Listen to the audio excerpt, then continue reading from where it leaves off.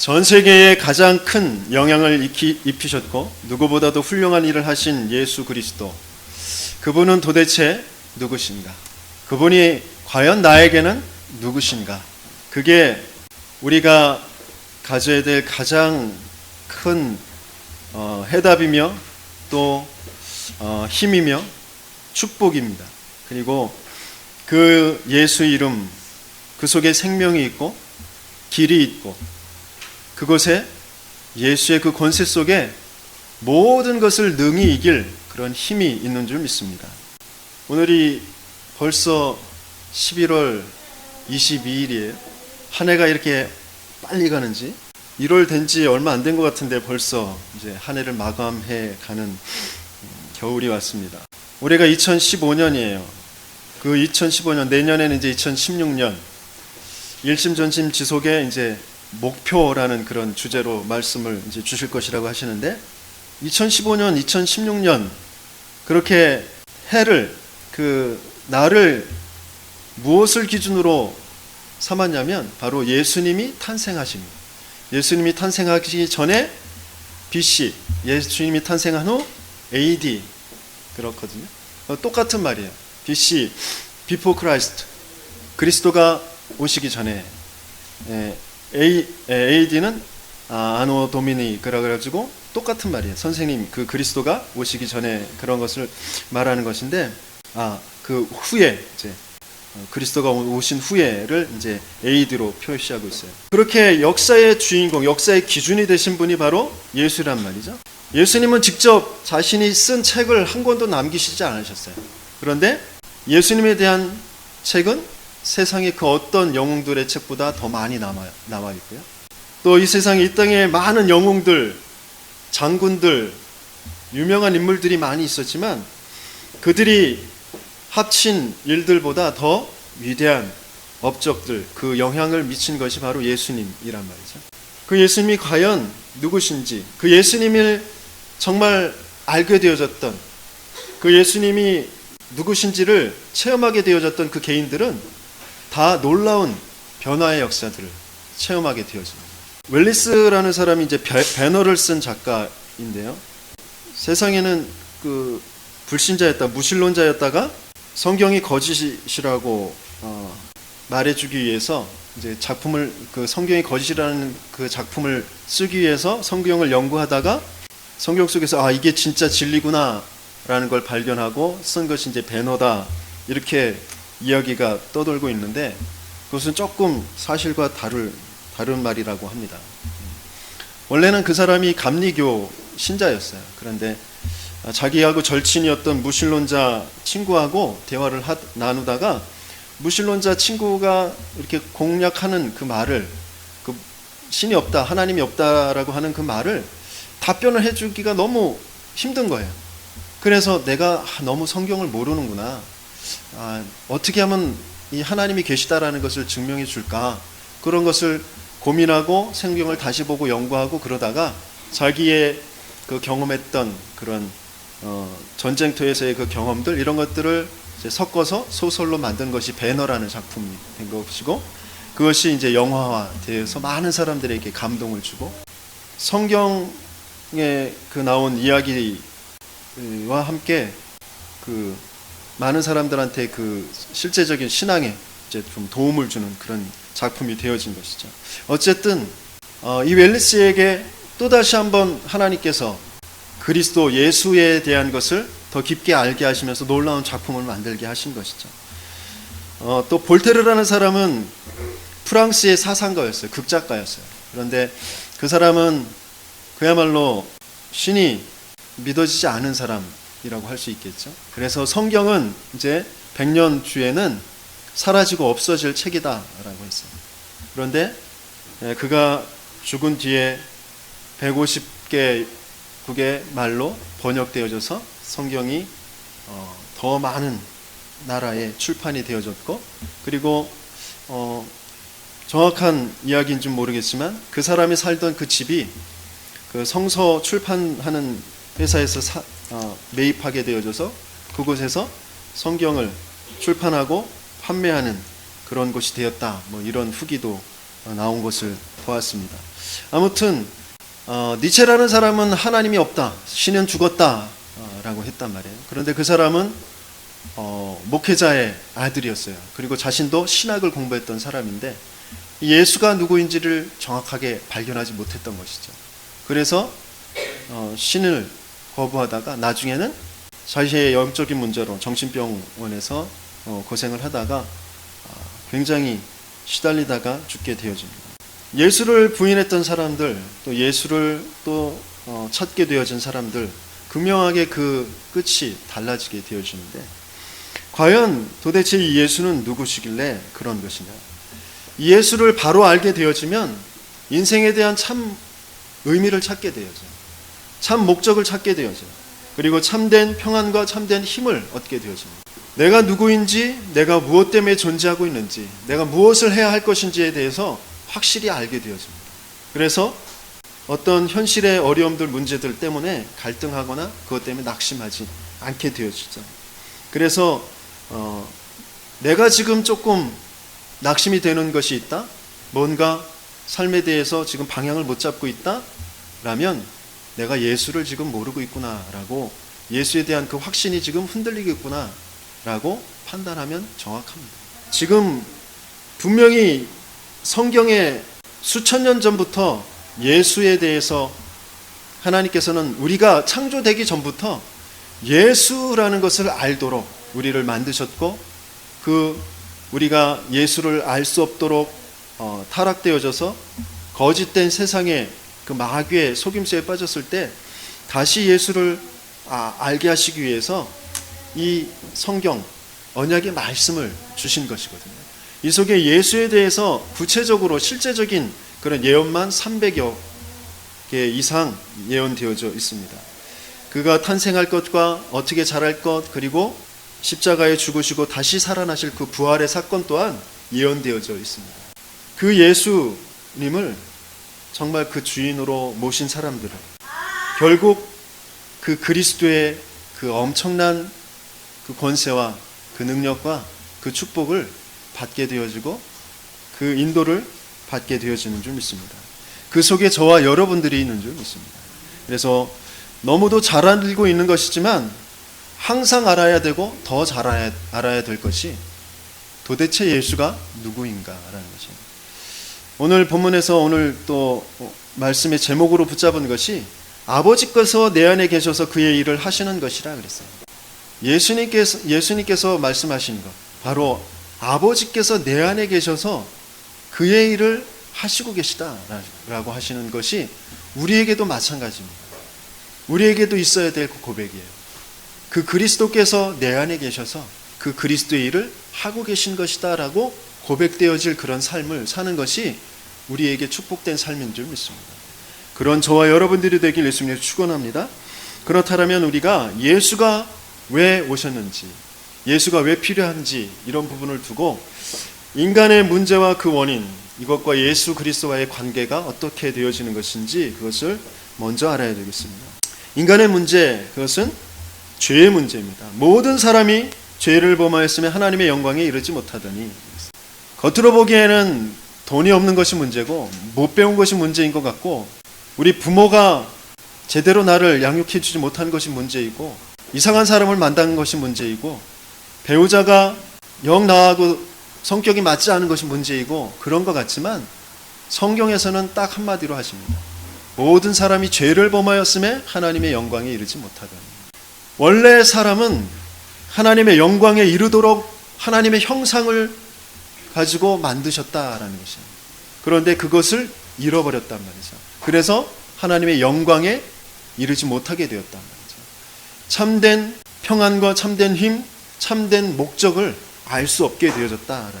그래서 동아대학교 교육학 교수였던 박규순 교수님은 교육이라는 것은 사람이 사람을 사람 되게 하는 것이다, 이렇게 표현하셨어요. 그런데 왜 이런 말씀하셨냐면 그분은 이제 기독교 신자셔요. 그래서 그분이 그 말씀에 대해서 이렇게 해석하셨어요. 교육이란 하나님을 아는 사람이 하나님 모르는 사람을 하나님 아는 사람 되게 하는 것이다, 그게 교육이다라고 하죠. 그런데 그렇게 보면 지금 교육은 잘못되고 있는 것이죠. 그죠? 우리가 우리 자녀들을 어떻게 교육하고 있는지 또 살펴봐야 됩니다. 제 자신을 볼 때에도 이 말씀이 온전히 알아지지 못해서, 이 말씀이 정말 깨달아지지 못해서 많은 상처와 그 과거 속에 붙잡혀서 살고 있는 것 같고 살았던 것 같습니다. 우리는 나 자신, 또 우리의 부모, 우리의 주위에 있는 사람들을 용서하지 못해요. 왜냐하면 이 말씀이 깨달아지지 않아서 그래요. 모든 사람이 죄를 범하였으면 하나님의 영광에 이르지 못하더니, 우리 부모가 이상해서 나에게 그렇게 한 것이 아니에요. 죄 때문에 그런 것이거든요. 그런데 그 부모를 용서하지 못합니다. 계속해서 상처라는 것으로 붙잡고 있어요.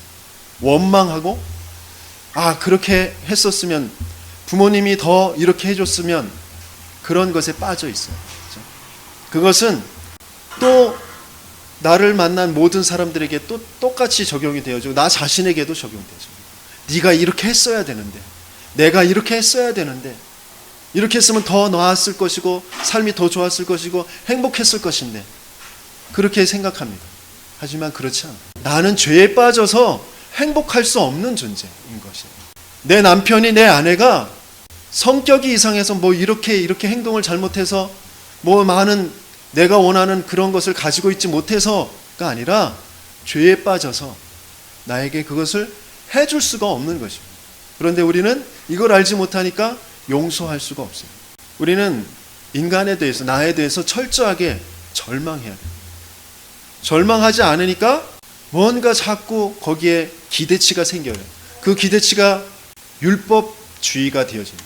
거기에 대해서 이렇게 해야 되는데 이렇게 못했다라는 것을 자꾸 가져다 대는 거죠. 솔직히 제가 한비세계 하는 거와 세비세계 하는 게 많이 달라요. 왜냐하면 한비세계는 기대치가 없어요. 딱 한 가지 기대하고 있는 건, 정말 간절히 바라고 있는 건 뭐냐면, 제가 예수님을 그리스도로 인격적으로 알고 영접하는 것. 그게 한비세계가 바라는 유일한 것이에요. 제가 정말 구원 받을 수 있을까? 구원 속에 있을까? 그런데 세빗은 달라요.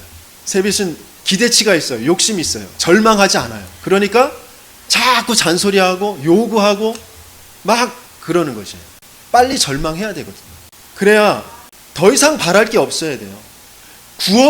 구원이면 된다라는 것, 예수 그리스도 그거 아는 것으로 인생은 족하다라는 것, 그것이 아니면 끊임없이 갈등할 수밖에 없고 고통이 찾아올 수밖에 없어요.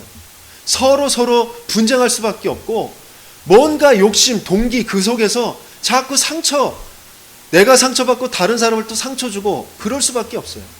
예수 아는 것, 그리스도 알아서 내가 구원받은 것, 그것으로 내 인생은 완전히 끝났다, 완전히 축복 속에 있다, 나는 승리했다, 그것에 정확하게 답을 내려야 된단 말이에요.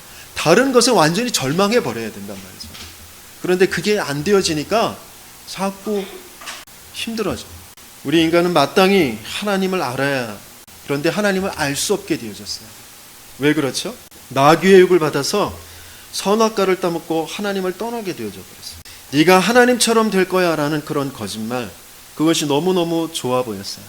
내가 하나님의 그 말씀, 그것을 내가 이룰 거야, 그 속에 빠져버린 거죠. 하나님께서는 넌 그것을 기억하고 그것을 붙잡고 있으면 돼, 내가 이룰 거야 라고 주신 것이 언약이거든요.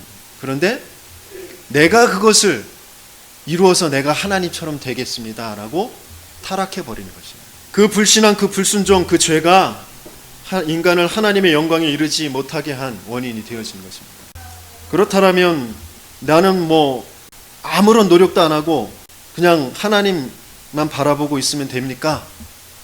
인간이 생각하는 그런 노력과 하나님의 언약을 향한 그런 노력과 다른 것이죠. 예수를 정말 알게 되어지면, 예수를 정말 그리스도로 내 인생에 대한 답을 확실히 찾게 되어지면, 노력 이상의 초월적인 생명을 던지는 일이 생기게 되어집니다. 마귀는 끊임없이 거짓으로 속이는데, 뭐라고 속였냐면, 네가 결코 죽지 않을 거야 라는 것으로 속였어요. 죽음이라는 것을 오해하게 하면서 속였단 말이에요. 겉으로 보여지는 육신적인 죽음, 그것이 죽음이 아니거든요. 육신적인 실패, 그게 실패가 아닙니다.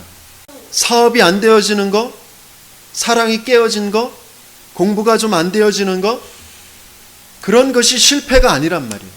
그런데 사단은, 마귀는 그것을 죽음으로 여기게 하고 그것을 실패로 여기게 해서 그것이 안 되어지는 쪽으로 가게 하는, 그것을 심어 놓았단 말이죠.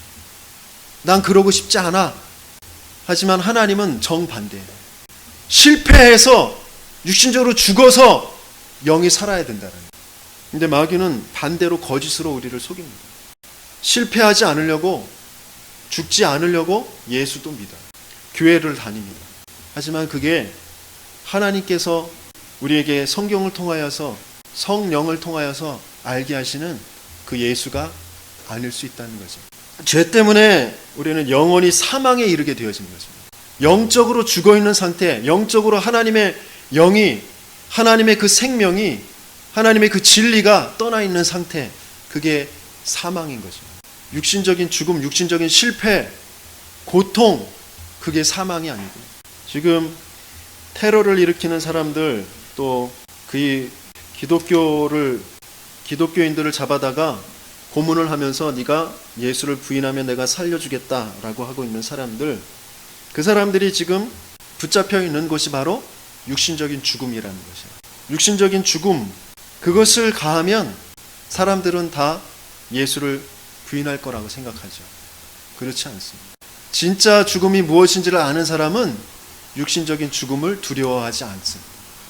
실패를 두려워하지 않아요.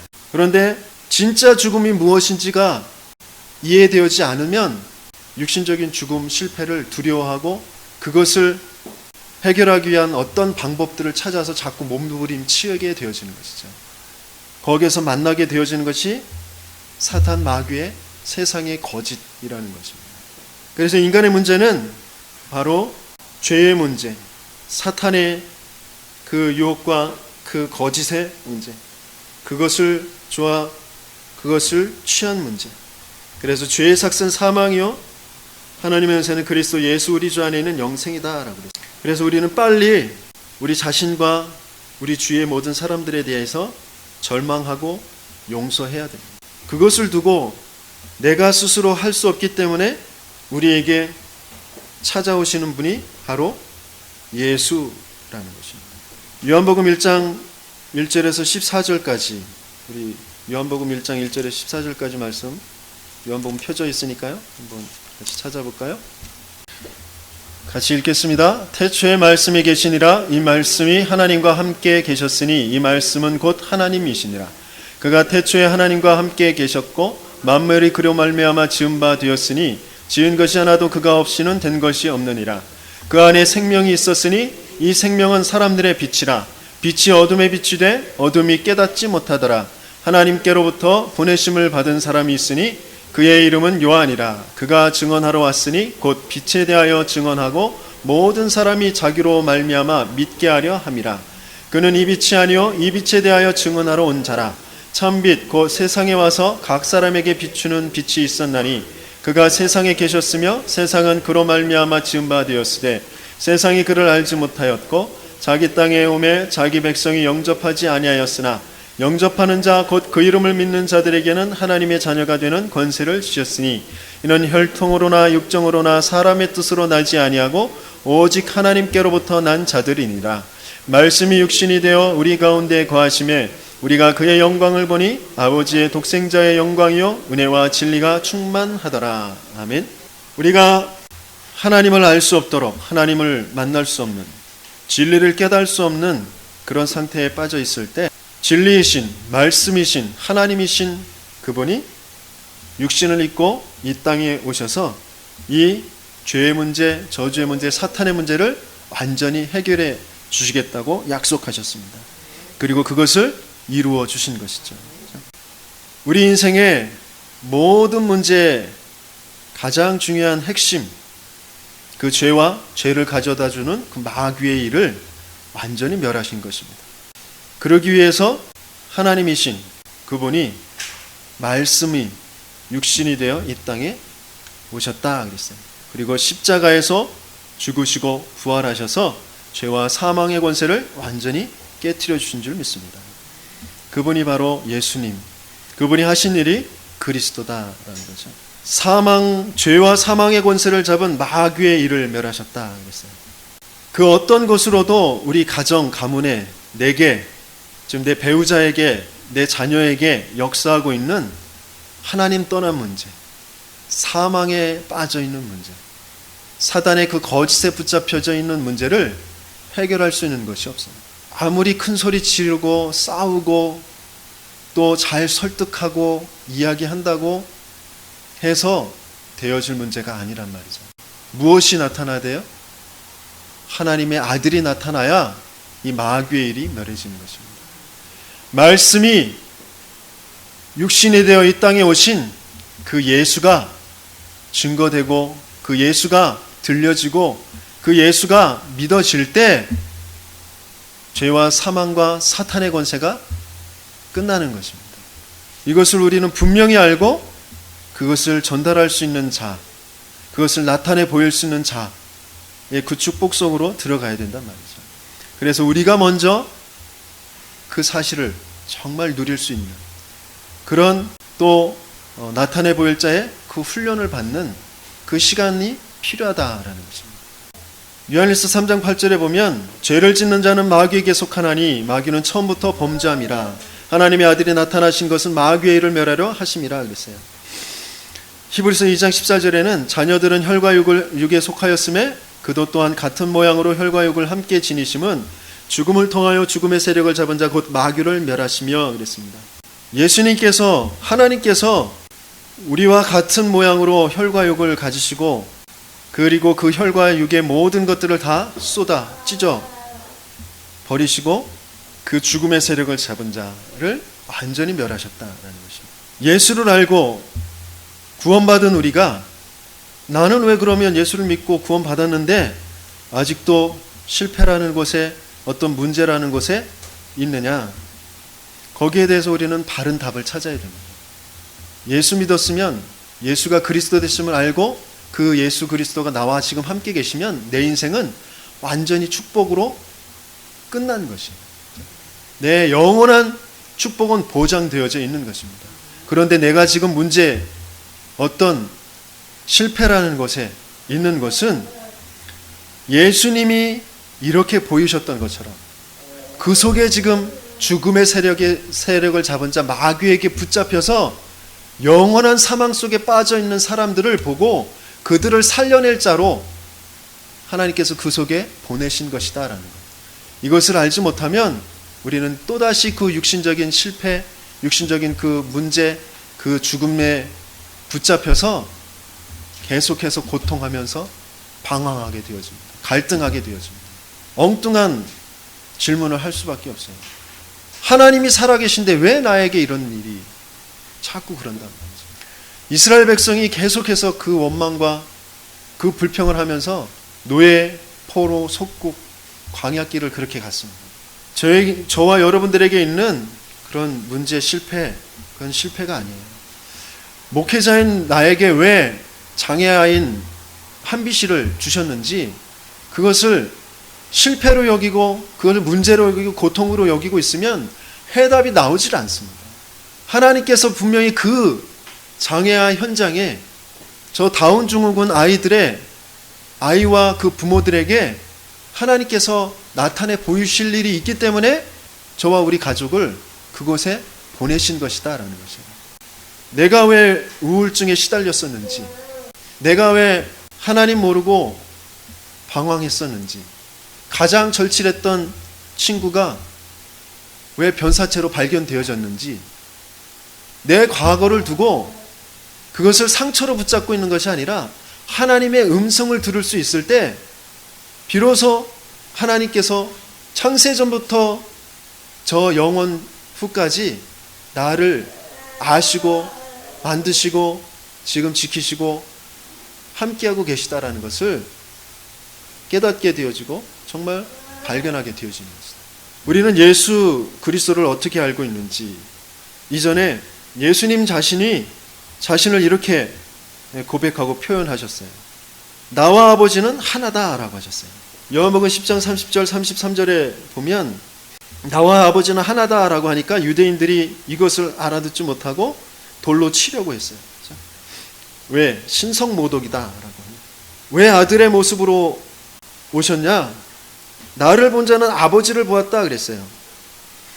우리도 그 큰 좀 뭐라 그럴까요? 좀 수준이 있는 지체 높은 집의 그 아버지는 또 대그룹 총수는 함부로 움직이지 않죠. 그래서 자기의 대리인을 보냅니다. 대리인 중에 가장 자기의 격에 맞고 자기를 나타내 보일 수 있는 사람이 자기 아들이에요. 그죠? 자기 장자. 그래서 가장 예의를 나타내 보여야 될 것, 또 자기의 뜻을 전달해야 될 곳엔 그 아들을 보내게 되어져 있습니다. 인간들도 그래요. 그런데 하나님께서 그런 아들이라는, 인간이 알 수 있는 그 아들이라는 그런 신분, 아들이라는 그 단어로 이 땅에 오셨단 말이에요. 아들은 아버지를 말하는 것이에요. 아버지가 내 안에, 내가 아버지 안에, 이렇게 표현하셨어요. 그래서 오늘 읽었던 그 본문에서도 7절부터 9절까지 보면 너희가 나를 알았더라면 내 아버지도 알았으리로다. 이제부터는 너희가 그를 알았고 또 보았느니라 그랬어요. 그러니까 빌립이 이르되 주여 아버지를 우리에게 보여주옵소서, 그리하면 족하겠나이다. 그러니까 예수님께서 빌립아, 내가 이렇게 오래 너희와 함께 있으되 네가 나를 알지 못하느냐? 나를 본 자는 아버지를 보았거늘 어찌하여 아버지를 보이라 하느냐 그랬습니다. 우리가 보고 싶어하는 그 하나님 아버지는 볼 수가 없는 분이셔요. 보아서도 안 되는 분이에요. 그래서 하나님께서 그 하나님을 알 수 있고 볼 수 있도록 우리에게 나타내 보이신 것이 바로 말씀이 육신이 되어 이 땅에 오신 그 예수 그리스도란 말이죠. 말씀을 통하여 우리는 또 그 그리스도를 통하여, 예수를 통하여 아버지를 알 수 있게 하신 것이란 말입니다. 그러면서 또 뭐라고 하셨냐면 예수님 자신이 자신을 하늘과 땅의 모든 권세를 내게 주셨다 그랬어요. 하늘과 땅의 모든 권세를 가지고 계신 분이다. 그런데 그분이 나와 어떤 관계가 있는지, 그게 정말 알아주고 믿어질 때 우리가 참된 신앙생활의 축복을 누리게 되어지는 것이죠. 하나님이신 그분이, 그 하나님의 모든 권세를 가지고 계신 그분이 지금 저와 여러분들과 함께 계시다라는 것입니다. 이게 정말 알아진 사람들은 다 변하게 되어졌어요. 예수 그리스도를 바로 만난 사람들을 어떻게 깨달았냐? 베드로는 주는 그리스도시요 살아계신 하나님의 아들이시다라는 그 고백을 했습니다. 그런데 이 고백을 한 후에도 조금 방황하게 되어졌죠. 하지만 나중에 그게 실제 사실적으로 발견되어지고 난 다음부터는 그 40년 동안 안진뱅이 되어져 있는 사람 앞에서도 예수 그리스도의 이름, 나사렛 예수의 이름으로 일어나 걸으라 라고 했고요. 또 그 일 때문에 법정 앞에 섰을 때에도 다른 이로서는 구원을 받을 수 없지 않냐? 너희들이 죽인 그분이 그리스도 아니냐? 그것을 정확하게 말했단 말이죠. 나중에 그 부활하신 그 그리스도를 만나고 이 베드로가 깨닫게 되어진 것이 뭐냐면, 그때 고백했던 주는 그리스도시요 살아계신 하나님의 아들이시다라는 이 말은 바로 주는 참된 왕, 참된 제사장, 참된 선지자, 인간이 해결할 수 없는, 도무지 율법을 다 지킨다고 열심히 행하고 노력하고 경건의 모양을 가지고 어떠한 일을 벌이더라도 해결할 수 없는, 하나님 모르는, 하나님 떠난 그 죄와 사단의 그 거짓말에 붙잡혀 있는 영원한 지옥에 떨어질 수밖에 없는 그 문제를 해결하실 그 그리스도시다. 그리고 당신은 바로 살아계신 아들의 모습으로 이 땅에 오신, 사람의 모습으로 오신 살아계신 하나님이십니다 라는 그 고백이 살아계신 하나님의 아들이십니다 라는 고백이죠. 도마도 우리는 의심 많은 도마 이렇게 표현하고 있는데, 요한복음 20장 25절에서 28절에 보면 다른 제자들이 그에게 이르되 우리가 주를 보았노라 하니 도마가 이르되 내가 그의 손에 못자국을 보며 내 손가락을 그 못자국에 넣으며 내 손을 그 옆구리에 넣어보지 않고는 믿지 아니하겠노라 하니라. 여드레를 지나서 제자들이 다시 집안에 있을 때에 도마도 함께 있고 문들이 닫혔는데 예수께서 오사 가운데 서서 이르시되 너에게 평강했을지어다 하시고 도마에게 이르시되 내 손가락을 이리 내밀어 내 손을 보고 내 손을 내밀어 내 옆구리에 넣어보라. 그리하여 믿음 없는 자가 되지 말고 믿는 자가 되라 그랬어요.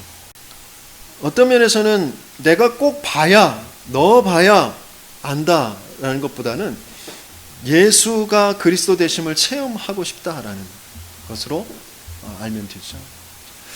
우리는 정말 예수가 그리스도 되심을 정말 체험해야 됩니다. 그러면서 이 고백이 정말 나의 고백이 되어져야 돼요. 나의 주, 나의 하나님이십니다. 분명히 예수를 바로 알고 있었던 사람들은 시대의 놀라운 일들을 나타내 보였어요. 핸델이라는 그 작곡가도 예수를 알고 난 뒤에 할렐루야라는 그런 어마어마한 작품을 남겼어요. 이것을 연주하는 것을 들은 왕이 너무너무 훌륭한, 너무너무 정말 성령 충만한 가운데 지은 영적인 작품이기 때문에 왕이 일어나 버렸어요. 그러니까 신하들도 같이 일어나고 왕과 신하가 일어나니까 모든 백성들, 그 군중들이 다 청중들이 일어났어요. 그러니까 그것이 이제 전례가 되어져서 할렐루야, 그 메시아 그 찬양이 끝나면 그 관중들이 다 일어나는 것, 그것이 이제 전례가 되어졌습니다. 우리가 정말 예수를 알게 되어질 때 우리의 삶 속에 그 예수의 그 비밀, 그 응답, 그 성취가 분명히 나타나게 되어질 줄 믿습니다. 바울은 핍박자로 회방자로 예수를 믿는 사람들을 잡으려고 쫓아가다가 부활하신 그 그리스도를 만나고 전도자로 바뀌게 되어졌습니다. 그리고 전도자가 바뀐 뒤에 확실히 절망해 버렸죠. 자기가 가지고 있었던, 자기가 그동안 나는 그래도 정말 하나님을 잘 섬기는 그런 속에 있다고 여겼던 그 바리새 칭호, 율법 학자였던 그 모든 것들을 다 배설물로 여긴다 그랬어요. 예수를 아는 것이 가장 고상한 것이기 때문에 나는 예수의 손에 잡힌 거 그거 잡으려고 달려간다 그랬어요. 저 하늘에서 부르신 그 부름의 상을 쫓아간다 그랬어요. 내가 자랑할 것은 내가 약한 것밖에 없다. 내가 약할 때 그 그리스도 예수가 강함 되신다. 그렇게 말했단 말이에요. 주님 앞에 완전히 무릎 꿇을 때 역사가 일어나게 되어질 수 있습니다. 저와 여러분들이 아직도 절망하지 않고 아직도 용서하지 않고 내가 붙잡고 있는 것, 그것 때문에 고통스럽거든요. 그것을 빨리 그리스도라는 그 비밀 속에서 바른 고백과 함께 내려놓으시기 바랍니다. 그럼 언제 어떻게 우리가 고백해야 될까? 하루를 시작할 때 우리는 먼저 그 예수를 그리스도로 내가 정말 믿고 영접하는, 또 나를 하루 동안 내 인생을 다스리시고 인도해 주시고 나의 왕으로 나의 주인으로 역사해 달라고 하는 그 고백을 하시는 것이에요. 눈 뜨자마자 여러분들은 무슨 생각하시죠? 어떻게 마음을 준비하시죠? 아휴, 오늘 또 하루 어떻게 사나? 아휴, 오늘 하루 또 뭘 먹고 사나? 오늘 또 어떻게, 아휴, 그 돈 메꿔야 되는데 어떻게 또 메꾸나? 그런 생각하시면서 사시나요? 아휴, 오늘 또 그 지긋지긋한 놈, 그놈 또 봐야 되네. 그러시나요? 먼저 빨리 절망하시고 빨리 용서하시고 내 인생에 다른 것 필요한 것이 아니라 예수가 필요합니다. 그리스도의 일이 필요한 것이에요. 예수를 그리스도로, 예수 그리스도여 내게, 내 오늘의 삶에, 나의 인생에, 내 영혼에 지금 임하여 주옵소서. 나의 그리스도로, 나의 하나님으로, 나의 왕으로, 나의 주인으로 임하여 주옵소서. 나를 인도해 주세요. 내가 거짓 것을 보고 거짓 것에 끌려가지 않도록 진리로 나를 인도해 주세요. 그러면서 하루 종일 우리의 모든 일과 속에 예수님께서는 분명히 너희와 더불어 먹고 그는 나와 더불어 먹으리라 라고 말씀하셨어요. 왜 예수님께서 이 먹는 것에 대해서 이렇게 말씀하시나요? 최후의 만찬, 가장 중요한 이제 십자가를 지시기 전에도 제자들과 함께 식사 자리를 하셨거든요. 그 식사라는 것이 굉장히 중요한 자리입니다. 거기에서 물론 예수 그리스도의 그 살과 피를 상징하는 그런 떡을 떼고 포도주를 마시는 그런 것도 있지만 그 식사 자리가 너무너무 중요한 자리예요. 인생에 있어서는 반드시 먹는 것이 필요해요. 그 참된 양식은 물론 예수신 것이죠. 그러면서 유대인들은 또 그 식사 자리가 굉장히 중요합니다. 자녀들에게 언약을 전달하는 그 자리, 또 자녀들의 그 모든 부분을 앞에서 말했던 그 교육이라는 것이 일어나는 그런 자리, 서로 포럼이 되어지고 예수를 하나님을 높이고 찬양하는 그 자리가 바로 이 식사의 자리였어요. 그때 모든 영성과 마음과 모든 것들이 치유되어지고 내가 앞으로 해야 될 것, 오늘 일어났던 일들, 앞으로 해야 될 것, 이런 것들에 대해서 점검하고 서로 그런 것들에 대해서 정보를 주고 조언해주고 하는 그런 자리가 식사 자리였어요. 그래서 예수님이 지금 나와 함께 계시면서 나와 더불어 먹고 마시고 계시다라는 것, 그것이 정말 인정되어지고 또 그렇게 살아가는 것이 나의 오늘 하루가 되어질 수 있도록 하는 것, 그것이 너무너무 중요합니다. 그러면서 내 정말 중요한 일 속에, 그리고 하루를 마칠 때 우리가 반드시 고백해야 될 것이 뭐냐면 주인 되실, 그 내 일에, 중요한 그 일에 예수님이 주인 되셔야 그 일이 축복의 일이 되어져요. 겉으로 볼 때 실패라는 것이 일어날 수도 있어요. 안 되어질 수도 있어요. 하지만 그 일에 예수가 주인 되시면 축복의 안됨이 되어지는 것이에요. 축복의 실패가 되어지는 것이에요. 하지만 겉으로 보기에 잘 된다고 해도 그것이 내가 주인 돼서, 사람이 주인 돼서 그 일을 이루어가는 것이면 결코 나에게 축복으로 되어지는 것이 아니다. 일의 주인, 그러면서 하루를 점검하면서 마무리할 때에도 내가 실수했던 것, 모자랐던 것, 부족했던 것, 그런 것들을 점검하면서도 또 용서하셔야 돼요. 또 절망하셔야 돼요. 그래도 내 인생의 주인은 그리스도십니다. 이 실패 때문에 내가 낙심하지 않게 해주세요. 내가 모자랐던 것 때문에 내가 또 나를 용서하지 못하고 거기에 붙잡히지 않게 해주세요. 예수만이 그리스도십니다. 영원한 축복의 계획을 분명히 가지시고 내일의 삶을 준비하고 계실 줄 믿습니다. 그것을 붙잡고 마무리하는 것입니다. 그때 평안은 하나님이 주시는 것이죠. 도대체 저와 여러분들에겐 예수 그리스도는 누구십니까? 손님이 되어져서는 우리에겐 응답이 없게 되어집니다. 우리 인생의 완전한 주인으로 지금 나와 동행하시고 나와 먹고 마시고 계신 그 주님을 정말 인정하고 또 누리고 고백하고 할 때에 또 나와 내가 가지고 있었던 모든 그런 과거의 모든 사람들, 지금 현재 모든 사람들을 그 복음 속에서 용서하고 또 완전히 절망할 때, 그리스도만 붙잡을 때 반드시 거기에선 예수 그리스도의 그 진리의 역사, 생명의 역사, 그 길의 축복이 나타나게 되어질 줄 믿습니다. 그런 응답을 누리는 저와 여러분들, 그래서 우리 안에서 그의 일을 하시는 그 그리스도의 역사가 정말 증거되어지는 저와 여러분들 되길 예수님께 축원합니다.